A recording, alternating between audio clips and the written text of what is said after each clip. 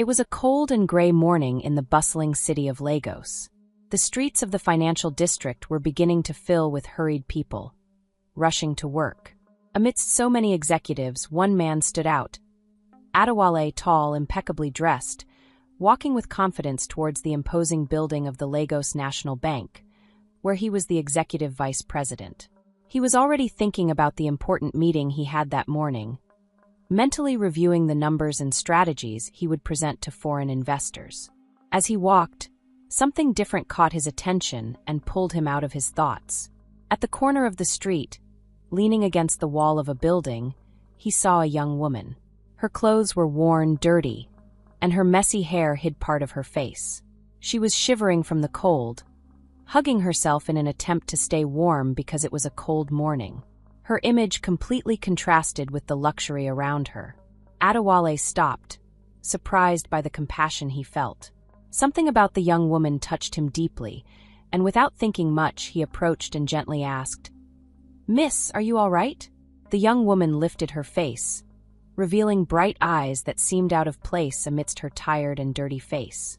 For a moment, Adewale was speechless, impressed by the intensity of her gaze. "I'm fine," she murmured with a voice that, despite her situation, sounded educated and refined. "Thank you for asking." Adewale hesitated for a moment, but on impulse, took off his coat and offered it to her. "Please take this. It's too cold to be without a coat." The young woman looked at him with surprise and a touch of curiosity. "I can't accept it," she said, but her eyes showed that she really wanted to feel the warmth of the coat. "I insist," Adewale replied with a gentle smile. "I have another one at the office, and I think you need this more than I do right now." The young woman extended her trembling hand, accepting his kindness. "Thank you," she whispered as she wrapped herself in the coat. "You're very kind." He nodded, feeling strangely satisfied to see her warmed by his coat. "Take care," he said before continuing his way to the bank. However, as he walked away, he couldn't help but look back one last time. To his surprise, the poor young woman was also looking at him with an expression he couldn't decipher. Adewale felt a strange connection, as if something important had just happened, though he didn't know exactly what. He soon shook his head, trying to clear his thoughts, and entered the bank. Meanwhile, the woman, named Amila, watched him disappear into the crowd. With still trembling hands, she held the luxurious coat, feeling the scent of cologne and the softness of the fabric against her skin. But Amila was not who she appeared to be.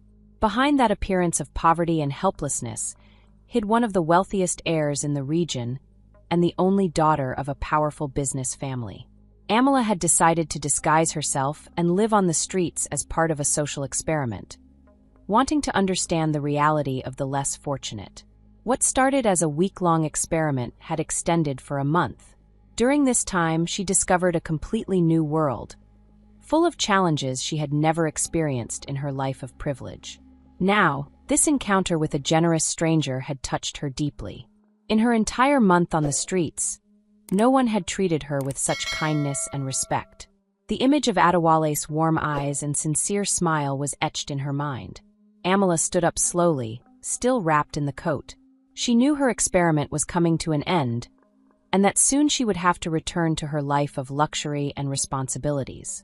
But something had changed within her, and that change had a name and a face. The man who had given her the coat without hesitation. With a new sparkle in her eyes, she began walking, determined to find a way to thank him for his kindness. In the office on the top floor of the bank, Adewale was trying to focus on the documents in front of him, but his mind kept returning to the bright-eyed young woman. Why couldn't he stop thinking about her? There was something in that gaze, a mixture of vulnerability and strength, that intrigued him deeply. "Mr. Adewale?" His assistant's voice pulled him out of his thoughts. "The investors are here for the meeting." He nodded, adjusted his tie, and prepared for the reality of business and finance. But as he walked to the meeting room, he couldn't help but wonder if he would ever see that mysterious young woman again. What Adewale didn't know was that fate had different plans for him and Amila, and their paths were destined to cross again. The meeting with the investors went well. Adewale presented the bank's projects with his usual eloquence and professionalism, impressing everyone with his strategic vision. But in moments of silence, his mind inevitably returned to the scene of that morning. At the end of the day, as he was packing up to leave, he realized he had completely forgotten about the coat he had given away. He smiled, thinking that at least his coat was now serving a good purpose. He left the bank and headed to his car, a luxurious model parked in the underground garage. As Adewale drove to his penthouse in an exclusive neighborhood, he couldn't stop thinking about how strange the day had been. On one hand, he had closed one of the most important deals of his career, but on the other, he couldn't get the homeless stranger he had seen for just a few minutes out of his mind. Once in his apartment, he poured himself a whiskey and went out to the balcony, from where he could see the city lights stretching as far as the eye could see. Normally, this view gave him a sense of power and satisfaction, a reminder of how hard he had worked to build his fortune from nothing. But that night, as he looked at the city, Adewale felt restless. Where could she be now? Was she safe and warm? He shook his head again, trying to push away these thoughts. It was absurd to be so concerned about a stranger. Tomorrow would be a new day, and surely he would forget all about this. The next morning, Amala woke up early in the small hostel where she had been staying and decided it was time to return to her normal life. But first, she had a mission to complete: to find the man with the coat and return the gift he had given her. She dressed in the clean clothes she had in her backpack, once again transforming into the elegant and confident woman everyone knew. However, something inside her had changed. The time she spent on the streets and the encounter with Adewale had deeply impacted her. With the coat carefully folded in her arms, she headed to the financial district, not knowing exactly how she would find Adewale, but determined to try. Meanwhile, Adewale arrived at the bank, still thinking about the events of the previous day. He was so distracted that he nearly bumped into an elegant young woman standing at the entrance. "Sorry," he murmured, looking up. When he saw her, the world seemed to stop. Standing in front of him was the same bright-eyed young woman from the day before, but now completely different. She no longer wore dirty, tattered clothes, but instead an elegant dress and expensive shoes. Her hair, once disheveled, now cascaded in soft waves over her shoulders. Adewale looked at her in surprise and said, "Is it you?" Amala smiled, her eyes shining with a mix of nervousness and excitement. "Yes, it's me. I came to return this," she said, extending the coat to him. Adewale took the coat, still unable to look away. "I don't understand," he finally managed to say. "It's a long story," Amala replied. "Maybe we could grab a coffee, and I'll explain everything." Adewale glanced at his watch. He had an important meeting in half an hour, but at that moment, nothing seemed more important than uncovering the mystery of this woman. "Sure," he said with a smile. "I know a great place nearby." As they walked toward the cafe, Adewale couldn't stop staring. Who was this woman, really? When they sat down at a secluded table in the elegant cafe, they looked at each other, trying to figure one another out. The aroma of fresh coffee filled the air, but the tension between them was palpable. Finally, Adewale broke the silence. "Who are you, really?" She took a deep breath. It was time for the truth. "My name is Amala Santos," she said, watching Adewale's reaction closely. "And yes, I'm that Amala Santos."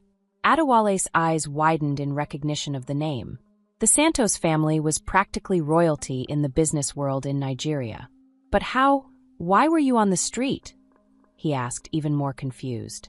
With a sad smile, she explained, "It's complicated.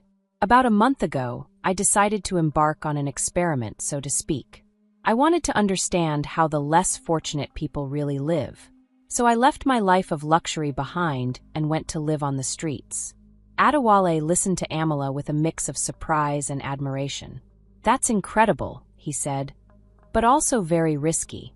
You left a life full of privileges to see what the real world is like, to understand the real problems people face." Amala smiled and responded, "It was a life-changing experience." Adewale, with a smirk, teased, "So I came along and ruined your experiment, huh?" Amala laughed, and the sound of her laughter made Adewale's heart race. "You didn't ruin anything," she said softly. "In fact, it was the best part of everything. Your act of kindness was the most genuine thing I've experienced in a long time." As they continued talking casually, Adewale was interrupted by his phone ringing. He looked at the screen and frowned. "Sorry, it's the bank. I need to take this." While Adewale stepped away to answer the call, Amala watched him, feeling a mix of emotions. On one hand, she was relieved to have been honest about who she really was. On the other, she feared how this might change what Adewale thought of her. When he returned to the table, his face was serious. "I'm sorry, Amala. There's an emergency and I need to go."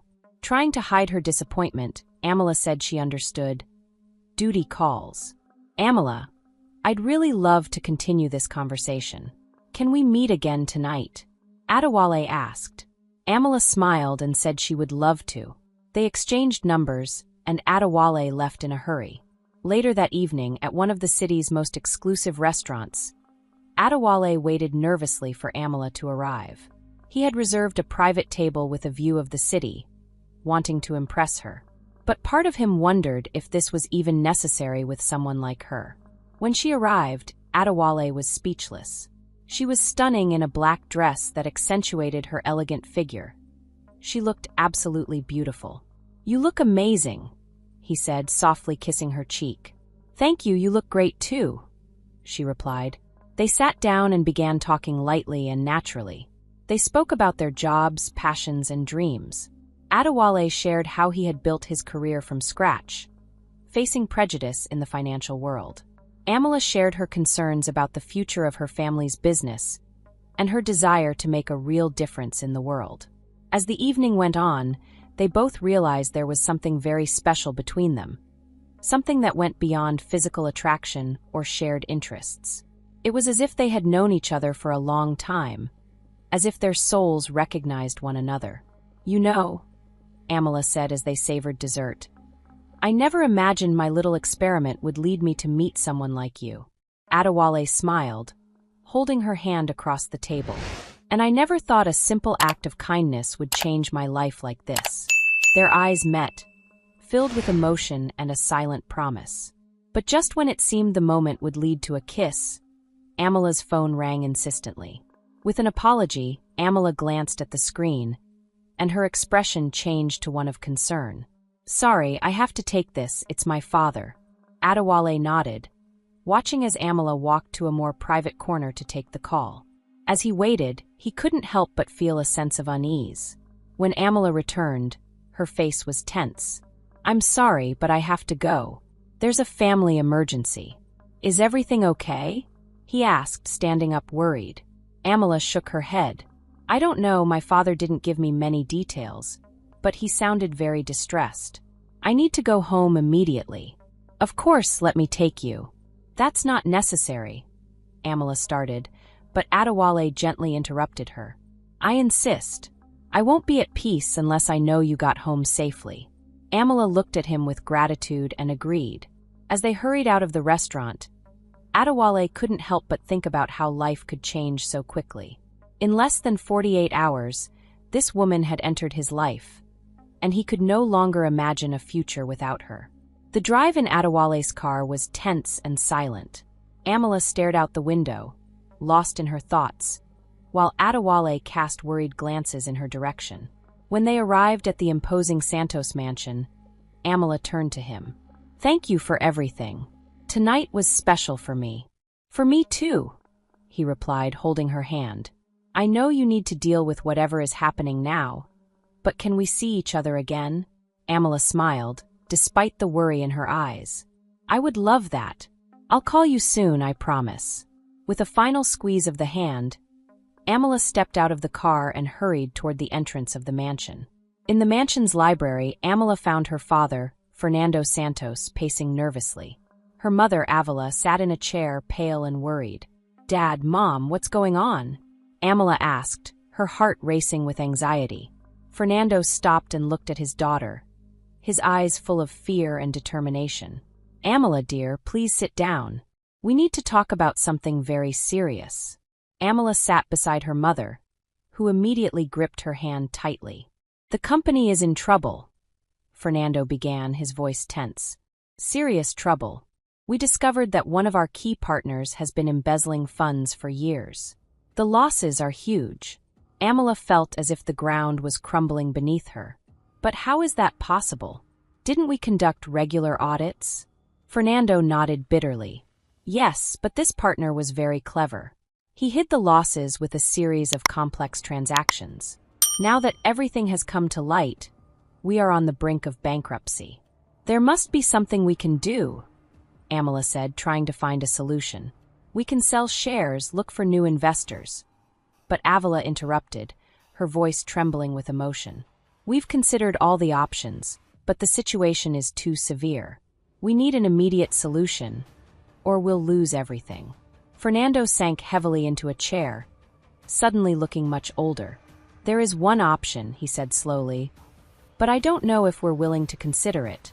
Amila looked at her father, feeling a knot form in her stomach. What is the option? Her parents exchanged a significant look before Fernando continued. The Oliveira family. They proposed a merger with our company. With their financial backing, we could overcome this crisis. Amila frowned. But the Oliveiras are known for being aggressive in business. Do we really want to partner with them? We don't have many options, dear, Avila said softly. But there's more. Fernando took a deep breath before speaking again.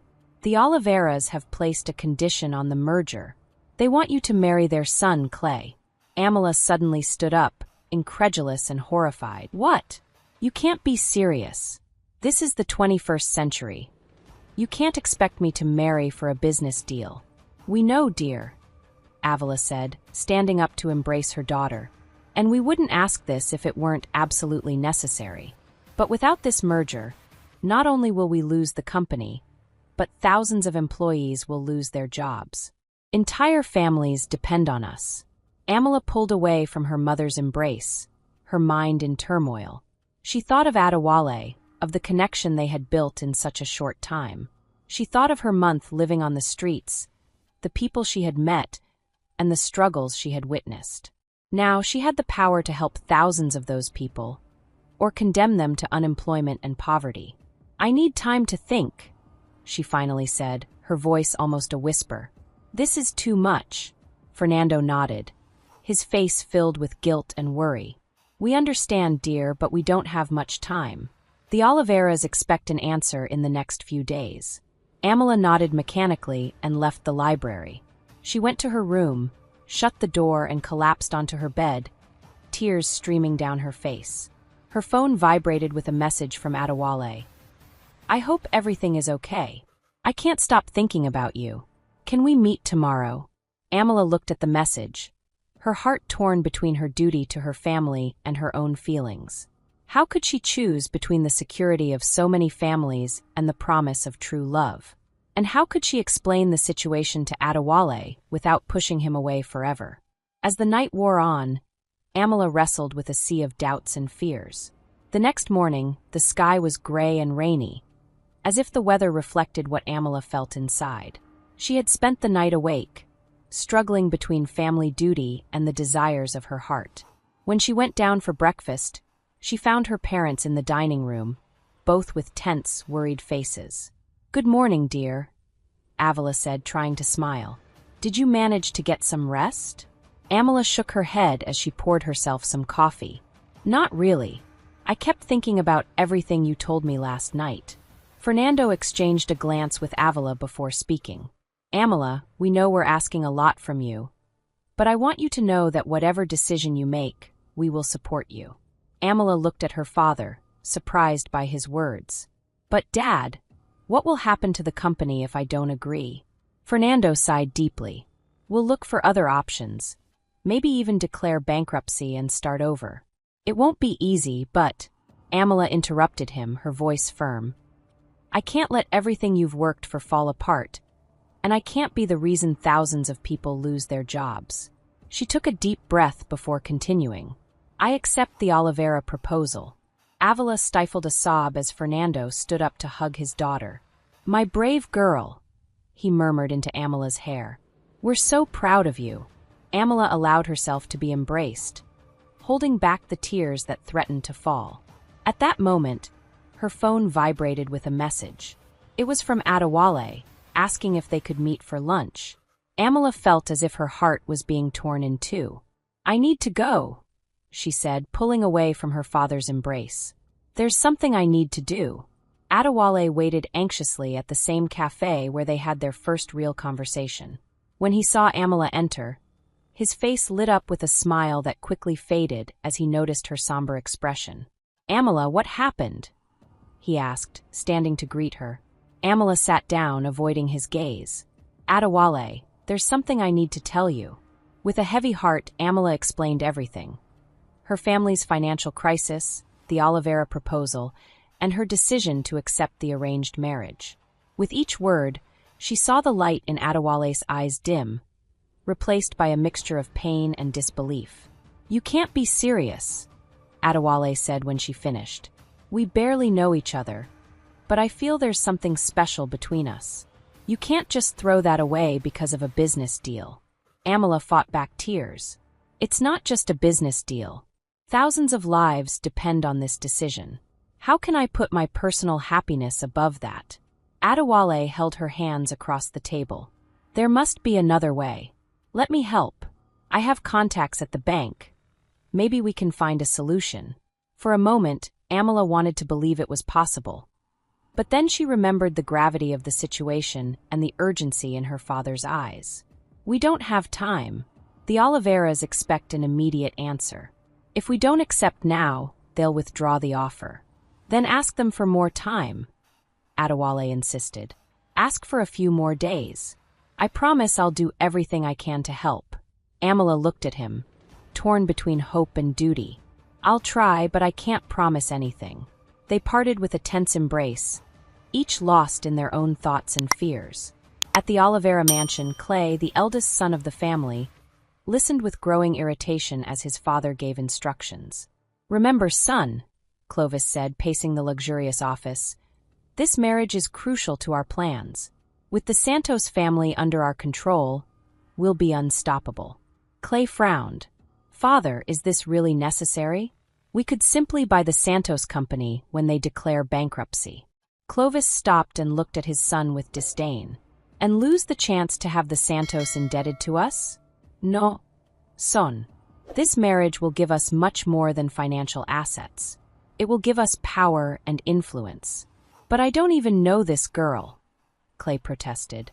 "You'll meet her soon enough," his father replied with a cold smile. "And you'll do whatever it takes to make her fall in love with you." "Understood." Meanwhile, across town, Adewale quickly entered his office at the bank. He was focused on a mission and determined to accomplish it. He spent the next few hours making calls, reviewing documents, and desperately searching for a way to save the Santos company without Amala having to accept the arranged marriage. As the day went on, Adewale realized just how severe the company's situation was, even worse than Amala had told him. Amala was getting ready for the dinner, where she would officially meet Clay Oliveira. She looked in the mirror, barely recognizing the woman staring back at her. She wore an elegant dress, but her eyes lacked the sparkle that Adewale had awakened in her. "It's time, dear," her mother said, appearing in the doorway. "The Oliveiras have arrived." Amala took a deep breath before following her mother. As she descended the stairs, her phone vibrated with a message from Adewale. "Don't give up. I'm working on a solution." Those words made Amala's heart race. How could she go through with this? But before she could consider her options, she found herself face to face with Clay Oliveira. "Amala," the young man said, taking her hand and kissing it gently. "It's a pleasure to finally meet you." She forced a smile, aware of the attentive gazes of both families. "The pleasure is mine."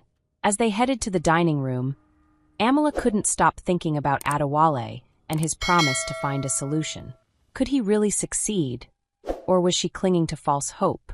The dinner was tense, with the Oliveiras dominating the conversation, talking about the benefits of the merger and the bright future that awaited them. Amala barely touched her food, torn between her duty and her true feelings. Suddenly, the butler hurried into the dining room. "I apologize for the interruption," he said, addressing Fernando Santos. "Sir, there's someone at the door insisting on seeing you. He says it's urgent." Fernando frowned. "Who is it?" "A man named Almeida. Says he has crucial information about the company's financial situation." Amala jumped to her feet, her heart racing. "Adewale," she whispered. Clovis Oliveira looked at Fernando with suspicion. "Who is this Almeida? And what does he have to do with our business?" Before Fernando could respond, Adewale entered the dining room, his face flushed with urgency and excitement. "Mr. Santos, Amala, I apologize for the interruption, but you need to hear this." All eyes turned to him, some with surprise, others with irritation. Amala looked at him with a mixture of hope and fear. "Who the hell are you?" Clovis roared, rising from his chair. Adewale stood tall, facing him. "I'm the man who can save the Santos Company without the need for this merger." The dining room exploded into chaos. Clovis demanded that Adewale be thrown out, while Clay watched the scene with a mix of relief and curiosity, and the Santos family looked at Adewale with a combination of hope and skepticism. The Santos mansion's dining room had become a battlefield. Clovis Oliveira, his face red with anger, confronted Adewale, who remained outwardly calm despite the tension in the air. "How dare you barge in here?" Clovis bellowed. "This is a private meeting." Fernando Santos, recovering from the initial shock, stepped in with a firm voice. "Clovis, please. I think we should hear what Mr. Almeida has to say." Amala, her heart racing, couldn't take her eyes off Adewale. Had he really found a solution? Or was he just delaying the inevitable? Adewale, thanking Fernando with a nod, pulled a folder from his briefcase. "Mr. Santos, after analyzing your company's financial situation, I've developed a restructuring plan that could save it without the need for a merger." Clovis let out a derisive laugh. "A restructuring plan in a few hours? Don't make me laugh, boy." But Adewale remained unfazed and began calmly explaining his plan, detailing a combination of debt refinancing, the sale of non-essential assets, and other strategic measures. Fernando's eyes lit up with a glimmer of hope. This might actually work," he murmured as he reviewed the documents that Adewale had brought. Clovis, realizing he was losing control of the situation, tried to take the reins again. "Fernando, don't be naive. This plan is a fantasy," he said with disdain. Amala's mother, who had remained silent until that moment, spoke in a soft yet firm voice. "I think we should seriously consider Mr. Adewale's proposal. After all, our daughter's future is at stake." Amala looked at her mother with gratitude, feeling a lump in her throat. For the first time since this crisis began, she felt that she had a real choice. Clay, who had been watching everything with growing discomfort, finally spoke up. "Father, maybe we should." But Clovis silenced him with a furious look. "Silence, Clay. The adults are talking." Turning to Fernando and Avila, his voice took on a threatening tone. "Think carefully. Our offer has an expiration date. If you don't accept it now, it will be withdrawn forever." Finally, Fernando stood up and said, "Clovis, we appreciate your offer, but I think we need time to consider all our options." Clovis stood up abruptly, furious. "You're making a grave mistake. Let's go, Clay." As the Oliveiras left, Clay gave Amala one last glance, and she saw a mixture of relief and gratitude in his eyes. After they left, the dining room fell silent. Adewale, aware that he had interrupted an intimate family moment, began to apologize. "Mr. Fernando, I'm very sorry for my intrusion." But Fernando interrupted him, extending his hand. "Don't apologize. You gave us hope when we needed it most." Amala, unable to contain herself, approached him with a beaming smile. "How did you do it?" Adewale, now relieved, said, "I couldn't let you go without a fight. I spent the last hours moving heaven and earth to find a solution." Meanwhile, Fernando, observing the exchange between his daughter and the stranger, intervened softly. "I think we all need to rest and process what happened. Mr. Adewale, could you return tomorrow so we can discuss the details of your proposal?" Adewale, grateful, agreed. "Of course. I'll be here early." As he said goodbye, Amala accompanied him to the door. Out of earshot of her parents, she couldn't hold back any longer. Adewale, I don't know how to thank you. He held her hands in his. You don't need to thank me for anything. I'd do anything for you. Their eyes met, filled with emotion and promise. For a moment, it seemed like they were going to kiss, but Adewale restrained himself, aware of the delicate situation. Rest. Tomorrow is a new day. The next morning, the house was bustling with activity. Adewale arrived early, as promised, and met with the Santos family in the office to discuss the details of his plan. Amala, unable to focus on anything else, waited anxiously in the garden. It was there that her best friend and confidant, Ife, found her. What's going on? Ife asked, concerned. I saw that handsome man come in. Is he the one you told me about? Amala proceeded to tell her friend everything that had happened over the past few days. Ife listened attentively, her eyes widening as the story unfolded. My God! Ife exclaimed when Amala finished. This sounds like a soap opera. And what are you going to do now? Amala sighed, looking toward the house. I don't know. It all depends on whether Adewale's plan works. And if it does, I have to figure out what I really feel for him. Ife took her friend's hands. I've known you since we were kids, and I've never heard you talk about anyone the way you talk about him. I think you already know what you feel. Before Amala could respond, they saw Adewale leaving the office, followed by her parents. They all had serious expressions, but there was a glimmer of hope in their eyes. Amala, dear, could you come here for a moment? We need to talk. With her heart racing, she followed them back into the office. When they arrived, Fernando spoke. We've reviewed Mr. Adewale's entire plan, and we believe it's our best option. It won't be easy. It will require a lot of work and sacrifices. Avila added with a tired smile. But it's what will save the company and the jobs. Amala felt an enormous sense of relief. So I really don't have to marry Clay? Her mother shook her head. No, dear. You're free to follow your own path. She couldn't hold back her tears of relief and gratitude.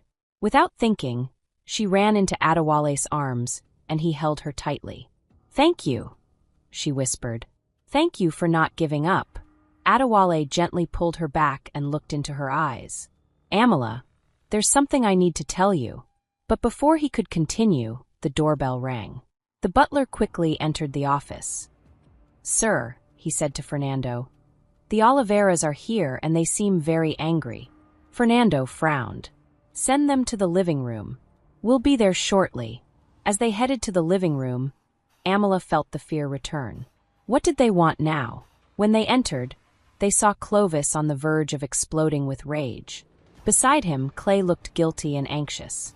Clovis shouted, Fernando, how dare you reject our offer for this ridiculous plan? Fernando, maintaining his calm, responded, We haven't rejected anything. We're simply considering all our options. But Clovis didn't want to hear it. Nonsense. I know you're conspiring against us.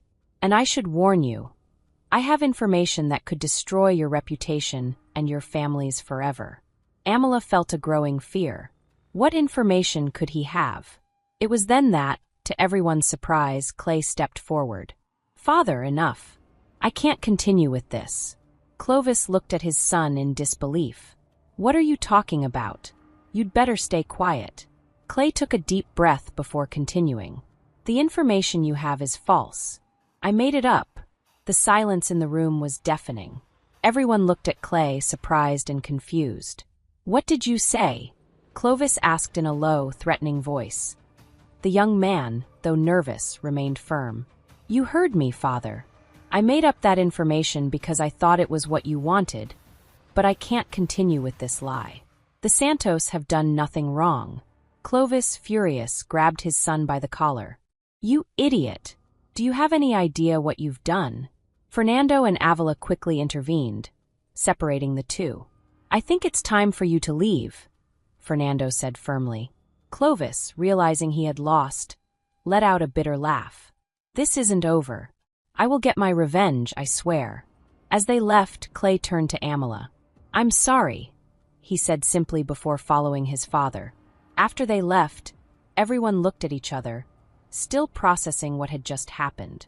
"Well," Fernando said, breaking the silence, "I think this changes things." Turning to Adewale, he said, "It seems we owe you more than we thought. Your plan won't just save our company. It also saved us from an alliance that could have been disastrous." Adewale, however, only had eyes for Amala. "I just did what I thought was right, sir." Unable to contain her emotions any longer, Amala approached him. "No, you did much more than that. You saved me. You saved all of us." And without caring about her parents' presence, Amala kissed him passionately. When they finally parted, she looked at him with adoration. "I love you. I know everything happened so fast, but—" She quickly silenced him with another quick kiss. "I love you too, and after everything we've been through, I'm sure we can face anything together." Avila and Fernando watched the scene with surprise and joy. Finally, Fernando interrupted the two, saying, "It seems we have a lot to celebrate. How about we all go out for dinner?" As the family prepared to leave, Amala couldn't stop smiling. Just a few days ago, she had felt trapped in a destiny she hadn't chosen. Now, thanks to Adewale's love and determination, she had a future full of possibilities ahead of her. However, as they left the mansion, none of them noticed the car parked across the street, where Clovis was watching them with eyes full of hatred and a thirst for revenge. In the following months, the family faced many challenges together. The company began to recover, but Clovis, humiliated and thirsty for revenge, started a smear campaign. Malicious rumors began to circulate, and the company's partners started to have doubts. One afternoon, while Adewale and Amala were working in the office, Avila entered with a worried expression. "We have a problem," she announced, throwing a newspaper on the table. The headline read, "Fraud in Santos SA Recovery." Amala felt her blood run cold. "Dad, this is ridiculous. Everything we've done was completely legal and transparent." Fernando, examining the article, said, "This has Clovis's fingerprints all over it. He's trying to sabotage us." "I know, but the damage is already done. Our shareholders are nervous, and some business partners are starting to have doubts," Avila said. "We need to do something." The atmosphere in the office was tense, with everyone immersed in their own concerns. In this charged environment, Adewale entered, holding his phone, his expression a mix of surprise and hope. He announced that he had received an unexpected call from Clay Oliveira, something that caught everyone by surprise. Just hearing his name immediately sparked a reaction of disbelief in Fernando. With everyone's attention, Adewale explained that Clay had revealed information that could be crucial for them. Information involving his own father Clovis's illegal dealings. The room fell silent as everyone processed this revelation. Fernando expressed his reservations, suggesting that it could be a trap, but Amala, remembering Clay's sincerity in the past, considered that this might be his way of seeking redemption. After a long and careful discussion, they decided to meet Clay in a discreet location downtown. When Clay arrived, he was visibly nervous but determined. He thanked everyone for the opportunity and, during the conversation that followed, began to expose the network of corruption and illicit activities that Clovis had maintained over the years. Clay handed over a series of documents, emails, and recordings, confirming his accusations. Fernando, still in disbelief, questioned Clay's motivations, considering his family ties to Clovis. Clay, with a look of sadness, said that he was acting out of a sense of justice and because he wanted to be different from his father. With this new information in hand, Amala and Fernando returned to Santos SA with renewed vigor, determined to clear the company's name and expose the hidden truths. They spent days working tirelessly, preparing a solid strategy to refute the accusations against Santos SA, while simultaneously exposing Clovis's crimes. Finally, at a press conference, with Amala standing beside Fernando and the family's unwavering support, they presented the evidence that showed Clovis Oliveira's true culpability. The room erupted with immediate reactions, with journalists eagerly seeking every detail. Everything was revealed, causing the Oliveiras to fall from grace. Not long after, Amala discovered that she was pregnant, a lifelong dream of hers. The family business prospered more and more each day, and she and Adewale continued to live a great love.